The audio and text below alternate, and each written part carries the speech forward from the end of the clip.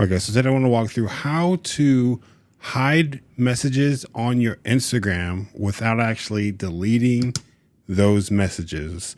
Now, this process, it's a workaround, right? So it's not perfect, but you know what? It works. What we need to do is open our messages. So I have this message to Meta. It just says, hey, but you can clearly see that this message is inside of my message list or whatever it's called.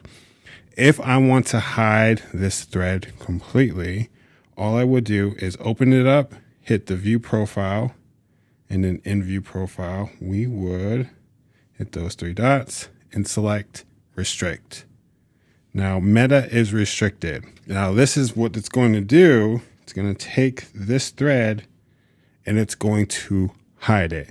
Now, it's not gone. It's still there. It's just being restricted right now. Now, to bring it back, what you would do is give a search for Meta, hit those dots again, and then unrestrict it.